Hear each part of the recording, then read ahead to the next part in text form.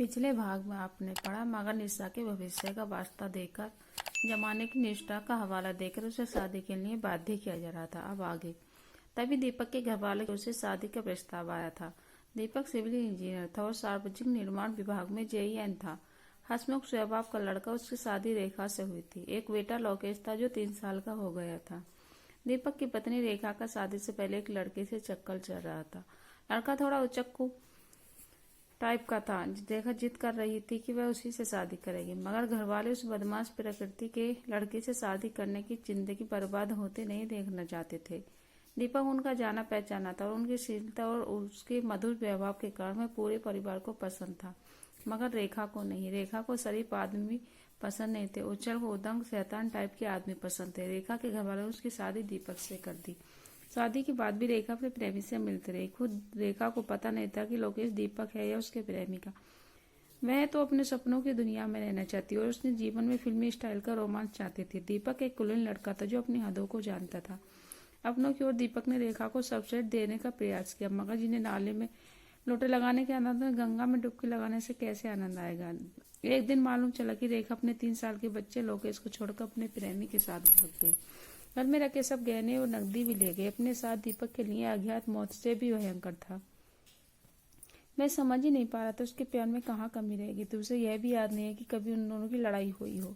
अभी 1-2 बार रेखा ने भी कहा था कि मुझसे लड़ते क्यों नहीं हो। उसके लिए रेखा ने खूब प्रयास किए कि वह लड़ाई करे तो इसी का बहाना बना घर में भाग जाए, मगर दीपक पता नहीं किस मिट्टी का बना हुआ था कि वह कभी नहीं लड़ा। यहाँ तक कि रेखा ने उससे मम्मी पापा के अलग होने की बात जानबूझ के की, तब चुपचाप अलग हो गया, मम्मी पापा की इच्छा के विपरीत।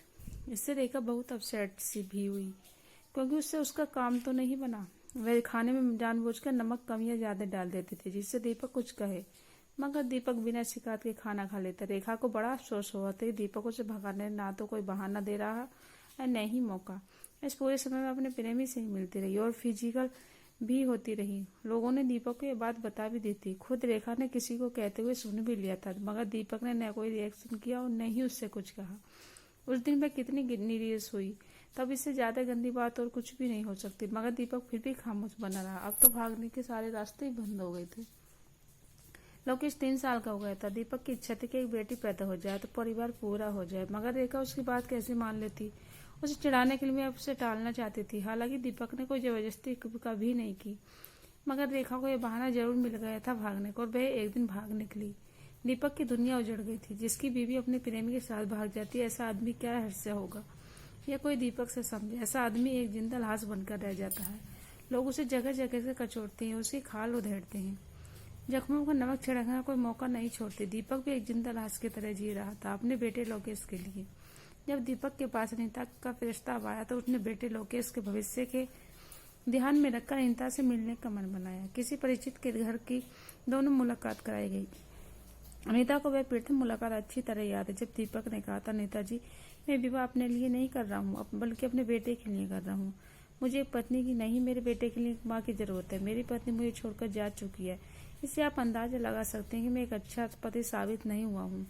आप इस बिंदु पर अच्छी तरह सोच समझ कर अपनी राय प्रकट करना। मेरे घर वाले मेरे तारीफों के पुल बांधे, जो उनका कर्तव्य भी है। सभी के घर वाले ऐसे करते हैं, इसमें गलत कुछ भी नहीं है, मगर आप उस जाल में मत फंसना। सोचो कि पूरा वक्त लेना। हाँ, तो बातों में विश्वास अवश्य दिला सकता हूँ आपको। यदि आप मुझ पर विश्वास करती हैं तो मैं एक बात को यह भी अपने पति का होने का हक नहीं जताऊंगा, और दूसरी बात यह कि लोकेश और निशा में कभी भेदभाव नहीं करूंगा। दोनों की परवरिश में कोई अंतर नहीं होगा। मेरा फैसला आपका लेना है। अनीता जी मन में इसकी मूर्ति के लिए घूम रही थी। दीपक की बातों में इतनी प्रीतता हो गई थी, वह शादी की हाँ कर दी। उसने दीपक की आंखों में सच्चाई, भोलापन, मासूमियत, ईमानदारी देख ली।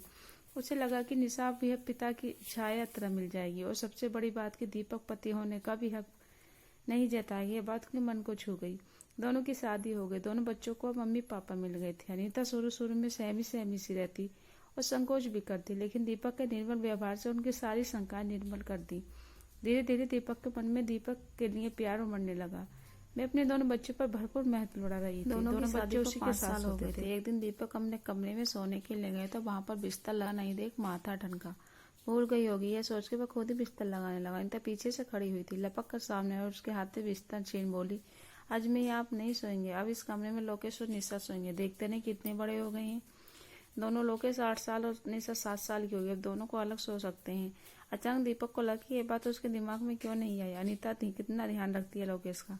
ऐसा कहीं से भी नहीं लगता कि अनीता लोकेश की सौतेली माँ है। पहले तो वह भी शांत थी, एक सौतेली माँ को घर लाकर, मगर जिस तरह से रीता ने लोकेश को अपने बेटे से भी बढ़कर प्यार दिया तो उसको सारा डर जाता रहा। वह भी निशा को अपने बेटी की तरह ही प्यार करता था।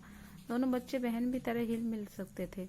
अरे हाँ, मैं तो भूल ही गया था, देख कितना भुलक्कड़ हो गए हूँ आजकल। ठीक है, दोनों बच्चे इस कमरे में सो जाएंगे और मैं अपना बिस्तर बाहर बरामदे में लगा लेता हूँ। और वह अपना बिस्तर बाहर ले गया।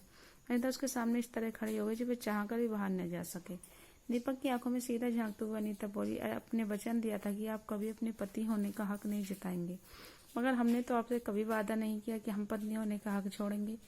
अनीता एक अर्थपूर्ण मुस्कान के साथ दीपक के गले लगे। उस दिन में दोनों मुकम्मल पति पत्नी बने थे। दिन बीतते हुए बच्चे बड़े हो गए। श्रद्धा पक्ष में अनीता मनीष का श्रद्धा रखते थे। दीपक ने न तो कभी ऐतराज जताया और न ही कभी मनीष के लिए कुछ शब्द कहे, बल्कि जब उसे मनीष के बारे में कहीं से कुछ सुनने को मिलता था वह उसकी प्रशंसा में 4 चांद लगा ही बोलता था। अनीता के दिल में बैठे मनीष की मूर्ति अब हिलने लगी थी। एक दिन वह आईने के सामने आई तो उसे महसूस हुआ कि उसके दिल में कोई दूसरी मूर्ति बैठी है। उसने ध्यान से देखा तो पता चला दीपक की मूर्ति। उसने अपने आप पर बड़ी गिलानी हुई। उसने मूर्ति को वही जो बरसों संभाली हुई थी टूट गई। वहां पर स्वतः एक दूसरी मूर्ति विराजमान हो गई। वह अपने पहले प्यार को कैसे भुला सकती थी। वह भी एक जान था, संबल था, विश्वास था। क्या झूठ बोला था? उसके दिल की आवाज आई। नहीं, वह सच्चा प्यार था, निश्चित ही अपने सपनों का प्यारा अलौकिक है। इसका प्यार जल झील की तरह, जो दीपक के प्यार हिंद महासागर की तरह, वो कुछ भी अस्वाभाविक नहीं है। वह है ऐसा, उसमें किसी को प्यार जाए। रेखा कितनी मोह लड़की थी जो सूरज को छोड़ गए जुनून के पीछे भाग रही थी। मगर जो भी होता अच्छे के लिए होता। मगर रेखा नहीं भागी तो क्या ये पारस उसके हाथ लगता? आज जब अनीता अपने जीवन के अंत से गिर रही थी, डॉक्टर ने उसे ब्लड कैंसर बताती और उसे बस चंद दिनों की मेहमान घोषित कर दिया, तो वह आज अपने सारथी श्री कृष्ण भगवान से वरदान मांग रही थी अगले जन्म में पति फिर से मिले।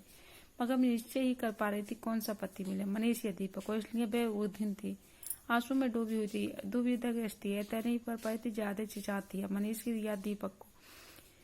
तभी दीपक आया, उसके सिर पर अपना गोद में रखकर बोले, ये क्या हाल बना लिया अनीता तुम ऊपर से जब मनीष की तुम्हें इस हाल में देखेंगे तो क्या सोचेंगे? कहेंगे कि आत्मा को संभाल कर नहीं रखा। मैं क्या जवाब दूंगा उन्हें बताओ। दीपक इससे आगे बोल नहीं पाया, उसका गला भराया। अनीता ने अपना हाथ उसके होठों पर रखते वक्त मेरी दुविधा मिटाती है नाथ में। इनसे सालों तक मैं मिर्जा की तरह भटकी रही, अपने भूत में जीती रही, जबकि मेरा वर्तमान भूत से ज्यादा हसीन और भविष्य में भी सुनहरा होने वाला है। मगर मैं अल्पबुद्धि नारी अपने प्रभु को पहचान ही नहीं पाई। आज मेरे प्रभु के दर्शन हो गए। मेरे मन में दुविधा नहीं है। मैं चैन से मर सकती हूँ। बस एक बार मुझे अपने चरण स्पर्श करने का अवसर दो। मैं हाथ जोड़कर आपसे विनती करती हूँ, मुझे अगले जन्म में भी अपनी पत्नी होने का सौभाग्य प्रदान करे। हे स्वामी, मेरी यही इच्छा अंतिम है। दीपक के चरणों की ओर झुक जाती है, इस पर गिर और वह लुढ़क जाती है।